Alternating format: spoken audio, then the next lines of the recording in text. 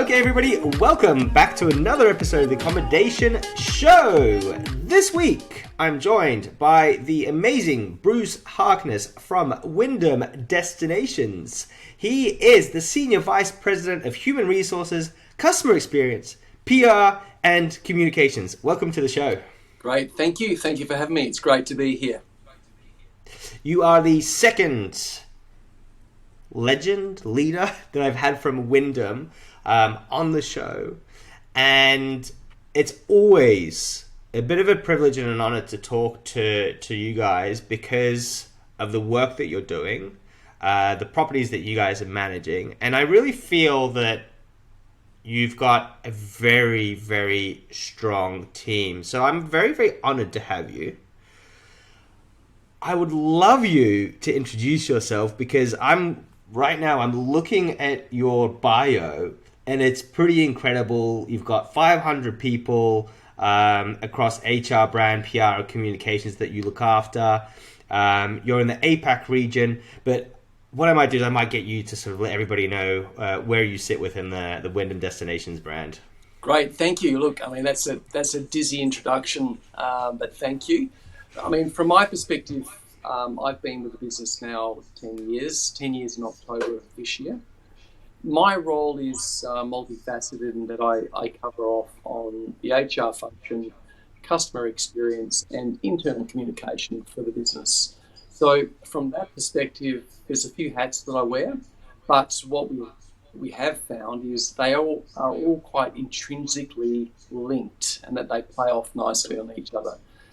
HR, internal comms, and of course, people and customer experiences all around that service delivery piece. So 3 core elements to what I do, and then there's a couple of other bits and pieces that I cover off as well, including the customer care function and also the travel team here as well.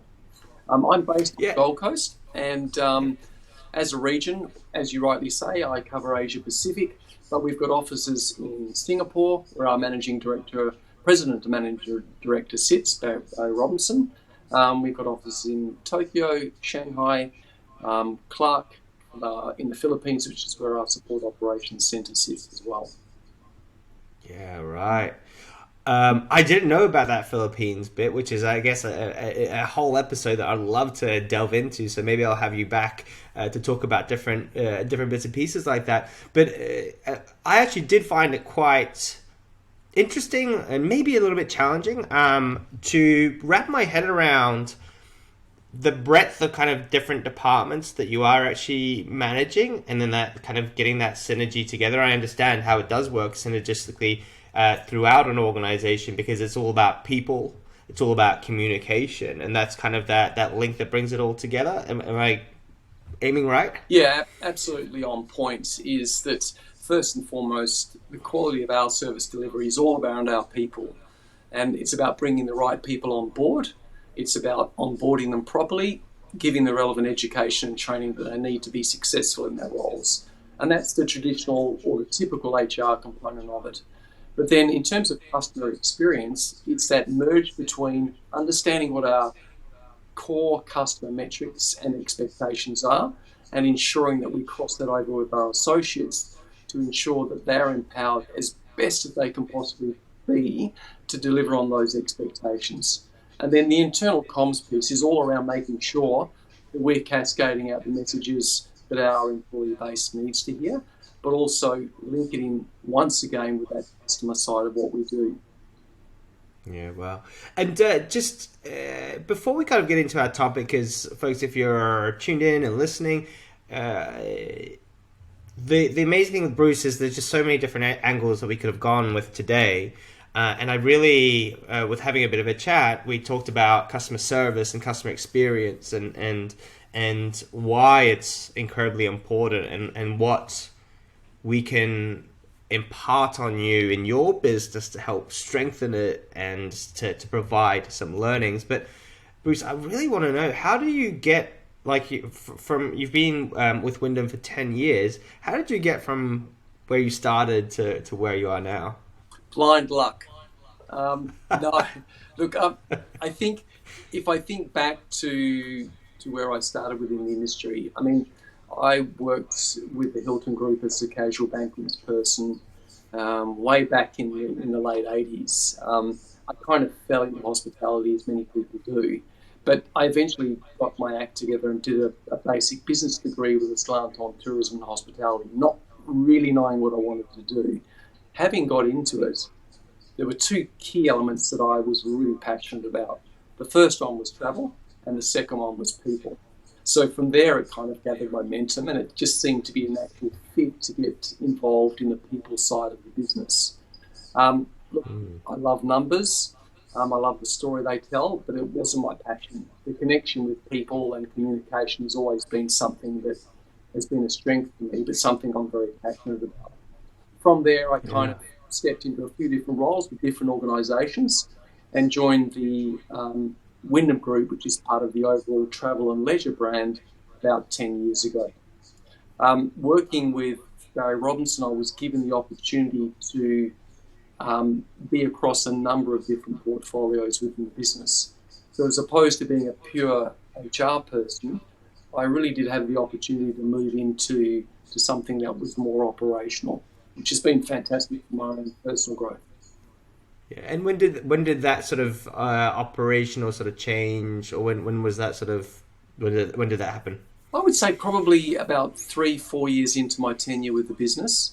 Okay. I mean, it was for a multitude of different reasons. I mean, during that period of time, certainly over the last 10 years, there's been a few fairly significant issues at a geopolitical level. We had COVID, of course, that required businesses to be leaner, to be able to respond quickly, and managers, leaders, executives found themselves wearing many hats, and I'm also a product of that. Yeah. Yeah. Well, it's that kind of innovation and having to change, and I think that's something that you guys do very well. Is adapt, change, evolve, depending on what's going on in the marketplace, what the demands are, what the business needs are, and where you're, I guess, going as a business and as a group. Yeah, correct. I mean, I think regardless of what business and what industry you're in, it's a case of change or be changed, or adapt or die. It's a little bit of a play on Darwinism, but the reality is you've got to be light on your feet. You've got to be able to respond to the market quickly. You must be able to respond to your customers' needs in a way that's speedy. The reality is if you don't, you get knocked out very quickly by other players in the industry, and it's a very competitive sector. And that's, I don't know if you want to talk about branding, but that's something that's been quite interesting to see, as well as the number of different brands a lot of the bigger groups are setting up. And that's to have the ability to pivot and change the different brands, rather than having one brand which is really hard to move and really hard to change, and it doesn't appeal to all the different markets. It's setting all of these sub-brands up, which then you can, obviously they're responsible to the mothership, but you can again then change them, adapt to the market, or even get rid of them or introduce new ones. That's actually a great point. And somewhere in the middle of all of that, there's a sweet spot. And that sweet spot is ensuring that you have the right brands that appeal to the right markets based on what those expectations or needs are. There are plenty of examples out there where you see some of the bigger players have too many brands. They're trying to be all people. They're trying to be everything to all people. The reality is, with that comes dilution of your brand, and also can come dilution of your service experience as well, because you can't be everything to everyone. That's the reality. What a good segue. Going on to service. So on the accommodation show, we talk a lot about branding, marketing, finance, all these different bits and pieces. And I think you're probably one of the bigger players that I've talked to that about customer service and customer experience. And so I'm super pumped. I'm super pumped for this topic, and I would love to get a bit of an idea for Wyndham Destination, sort of, I guess maybe starting off, maybe you can kind of explain how it's structured and how it all works for you guys in terms of making sure that you're delivering the service and the experience that people expect. Sure. I mean, look, there's a number of elements to our business model in itself. Is that, as I mentioned before, we have a travel function attached to the business. We have a financing business attached to us as well. We have our own club, so our vacation ownership side of the business, and then we have our managed hotels. So from that perspective, there are a number of elements to our overall business offering, but the reality is at the centre of that, the customer reigns supreme. They are at every single touch point that we have within the business. So we've always been very mindful of that, and we've always been very customer centric in terms of our mindset.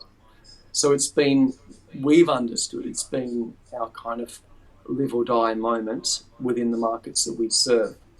So for us, it is paramount in everything that we do. And I remember reading this a while back, many years back actually, a gentleman by the name of Jan Carlson once said, if it's not your job to be serving the customer, it's your job to be serving someone who is, which is a quote that I've always taken with me, and it's something that we live very much within this brand. We are as good as our last service experience, and that is out there in the resorts and our hotels every single day. And it starts with the moment the guest scrolls over our brand online, makes a reservation, asks for their first coffee in the morning, checks in. We live or die on those interactions. And one of the things that I was talking to Brad Langton, who's the head of No Vacancy, which is coming up in Sydney, and we were talking about a North Star in terms of the reason why we do things within hospitality. And for him, it's the conference. What's the North Star? And it's always, the answer is, what's going to provide the best experience for the guests of No Vacancy? And that's, I think, a learning that you can have within hospitality and accommodation is what, and I think that Steve Jobs also had this, and Jeff Bezos, he's a big advocate of the customer sort of always first. Whether they all get it right or wrong at this stage is another question. Yeah. But it's a very telling North Star and aim and goal that you can have is to deliver, to always think of the customer first. What is going to be of service to my customer? What are they going to want? And that can kind of help guide everything that you do. Yeah. Well, look, that's great insight by some great leaders, and there's been a lot that's been discussed around having purpose and asking businesses and leaders what is their why in terms of what we do. And if you think about what we do within the sector, it's ultimately about providing experiences. And those experiences, whether it's a holiday with family, whether it's a business conference or it's an individual traveller, the reality is we remember experiences. That's the reality. If you think back to your own experiences with your family and a significant partner, whatever it may be, we remember those experiences that we have. As time goes on, those experiences become even more dear to us. So we've always believed very strongly in that we do provide experiences that are memorable, and they are meaningful to people as well. That gives us great purpose, and that gives us clarity in terms of why we do what we do, which is quite compelling and has always been, as you say, a very strong North Star for us. And you can put as many processes and systems and policies and software around that as you like, but the reality is that's why we're in business, and that's why we do what we do day in, day out. Yeah, to provide an exceptional experience. So how, I guess there's a few kind of questions around that, because obviously measuring whether people are satisfied or not satisfied is one part of the puzzle. But and then obviously the training and getting all your staff up to speed. But if we go back to the very start of the journey, and obviously people are booking and then they're checking in and interacting with the business, I think the beauty of having you on the show is that you're looking over this whole funnel as one and making sure that everything's working. How do you guide the business when people are doing their everyday jobs, be it a piece of PR, building the website, a new frontline staff member? How do you guide them to say, hey, this is the kind of experience that Wyndham is known for or that delivers? I think the starting point, and I love the question because it's as broad as you can make it in terms of how you answer it. But the reality is, journey mapping provides a great starting point. So I'm sure as an industry, those people that have worked within customer but also operations understand the concept of journey mapping, which is you essentially map out each and every touch point where the customer comes in contact with your business. And as I mentioned a little earlier, whether that's coming across your website to making your first booking, to receiving service delivery online, service delivery in a resort, or indeed an interaction with a staff member. They're all equally important, but we've got to understand what they are and how they relate to that overall service experience.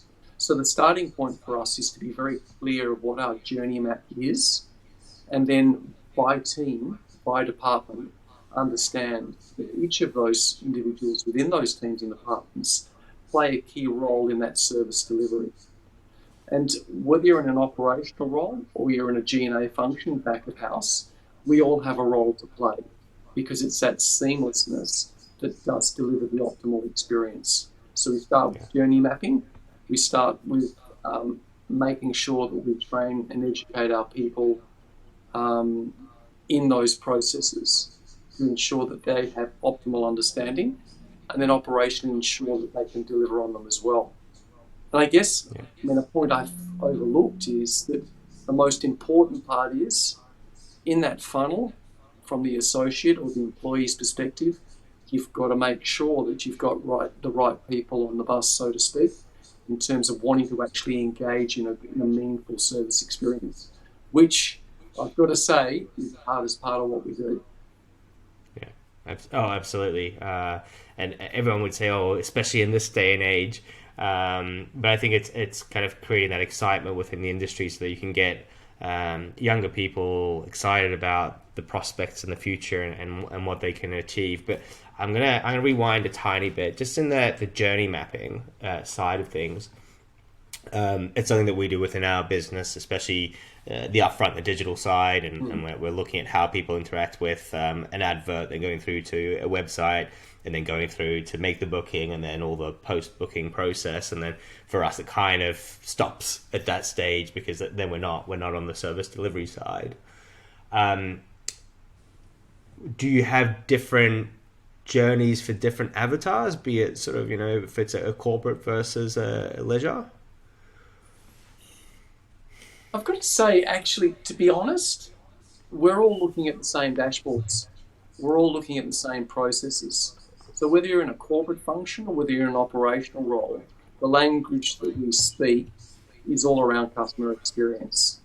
And from a systems perspective, our insights team provide generic data on things like Net Promoter Score, owner satisfaction scores, our employee engagement scores. That is actually common language.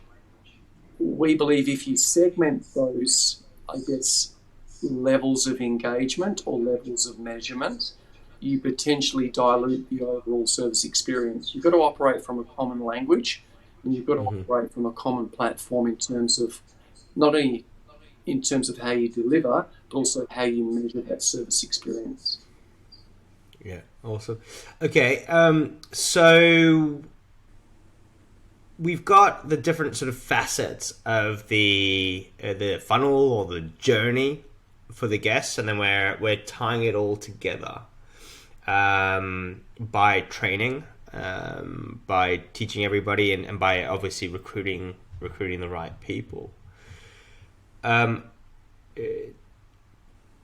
What I guess I guess what I'm trying to get at is how do we make sure that we're delivering a great experience? And I know that we can say post fact, right? We can look at our data and the net promoter score or the surveys that we do, but how do we know that we're actually delivering to the expectations, that we are delivering what it is that we expect? Yeah, yeah. Great question. And look, if you look at the airlines at the moment, it's a very competitive space out there for them, as well as us, to be fair.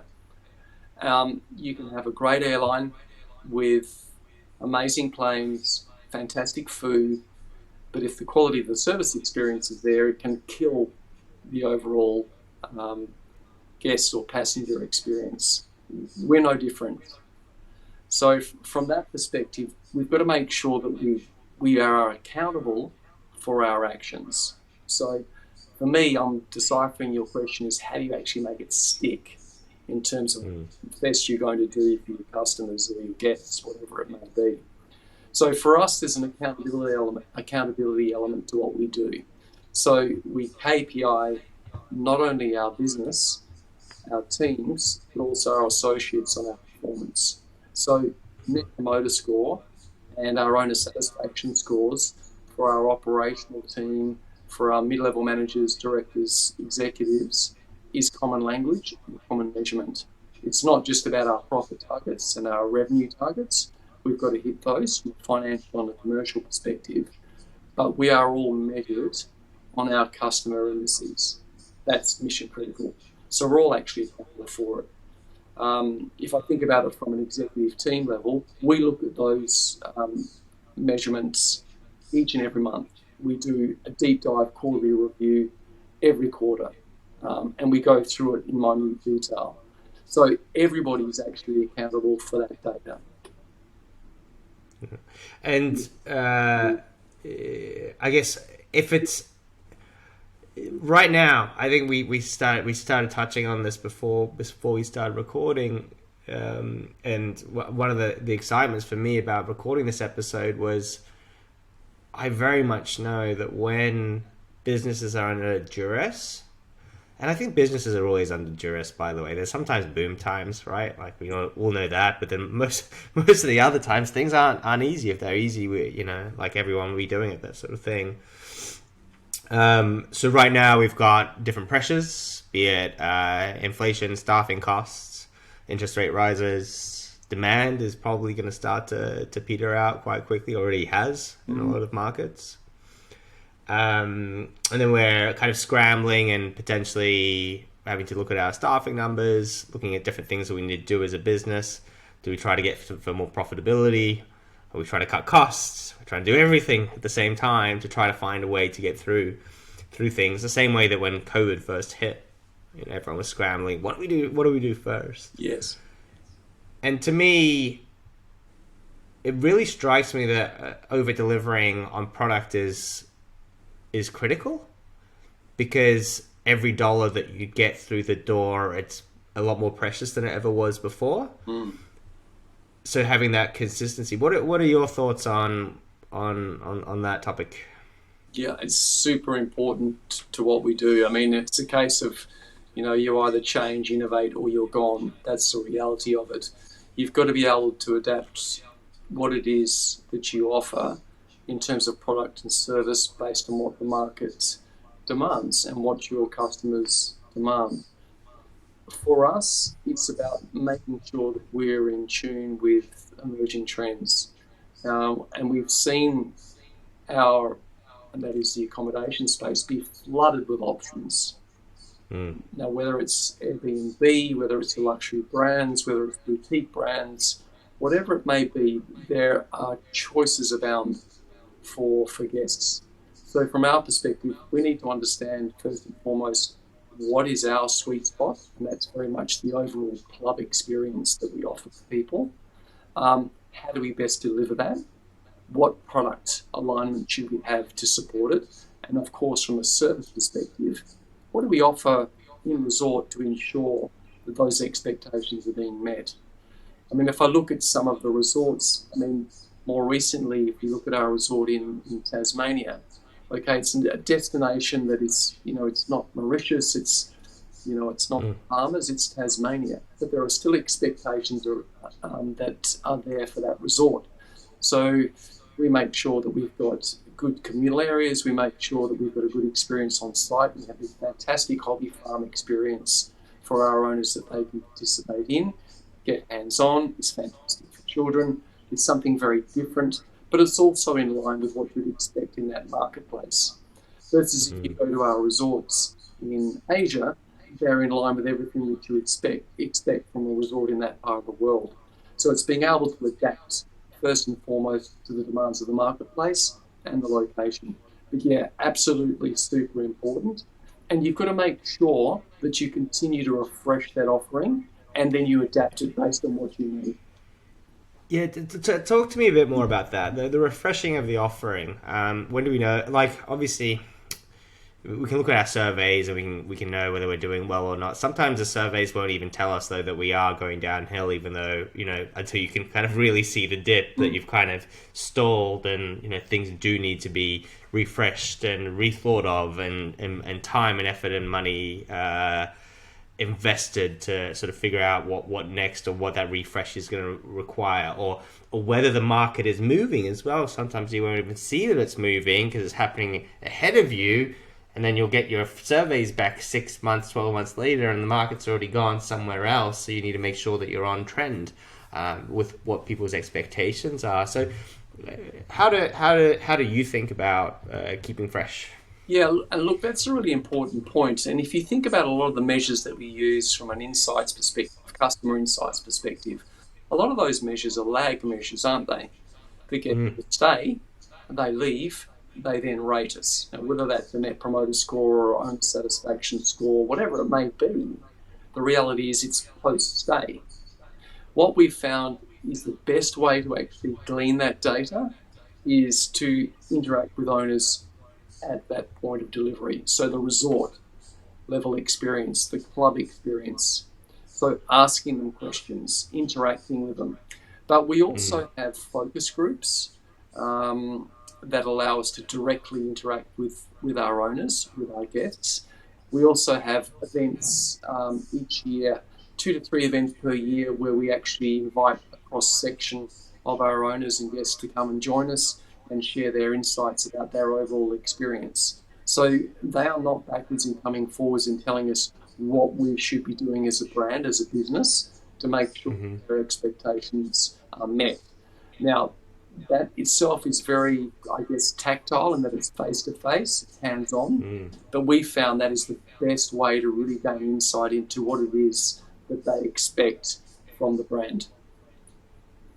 It's awesome. So effectively asking questions and understanding where people's brains are at, not sort of post-fact, it's actually looking in the future. Yeah, and look, we also use our social media platforms to encourage them to share their experiences. So the digital platforms that were really around, look at me, I'm on vacation, have moved on to a really valuable source of information that gives us intel about how our owners are feeling about their service experience, the resort stay itself, the product, etc.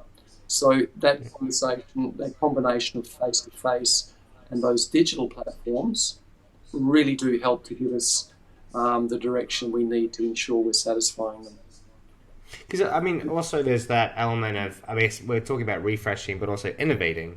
So if we want to innovate as well, it's hard to do out of thin air. You need ideas and you need inspiration and you need to know where you're meant to be innovating within the business. Do you guys break it down and do sort of like side projects? I know that, this is a inside knowledge, there's a banks that won't have the ability as a bank to innovate because it affects too many customers, it could go wrong, legal, everything else. And they set up these kind of subdivisions or sub-branches where they go and launch these new products, these new ideas, and then if it works, then they just bring it back into the main business. Do you guys have any sort of function around innovation, or is there a team that thinks about it? Where do you guys sit with that? Yeah, we do. So the short answer is yes.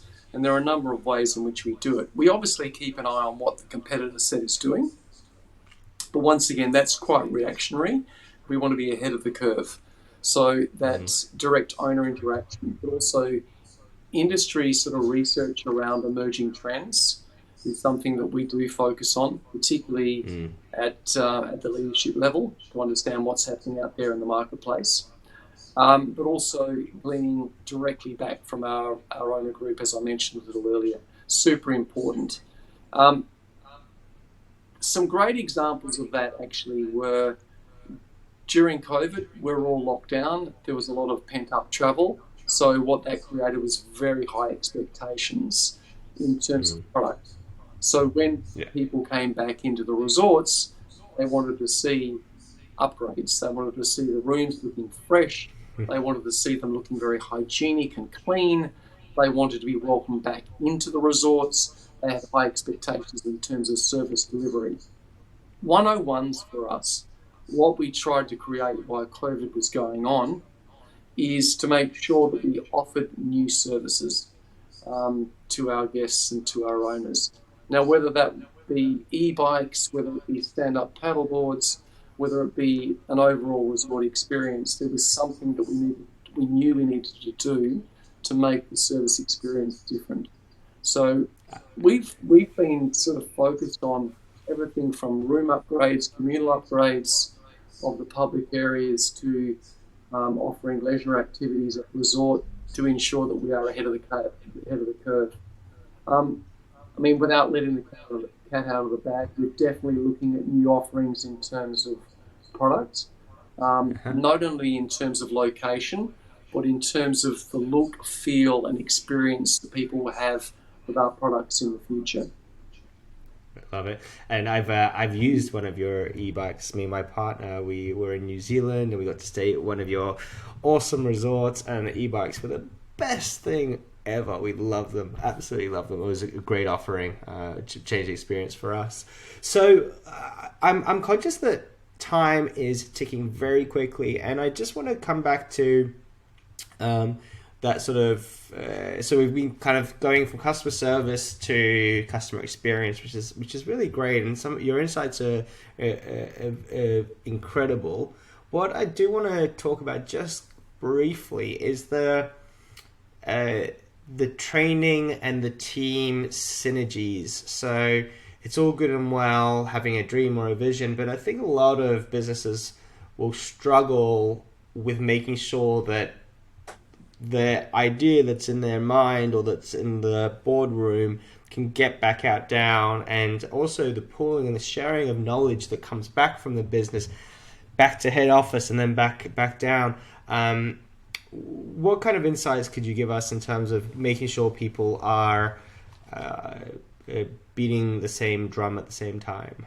Yeah, and that starts with the talent acquisition process or recruitment process. That is the starting point.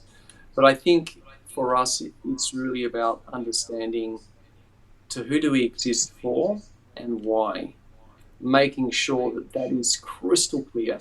I mean, our overall vision as a business is to put the world on vacation. So we know what we're here to do. It's easy to remember, but it's also very easy to operationally to deliver on. The difference is how exceptional that vacation, that holiday is for our owners, for our guests.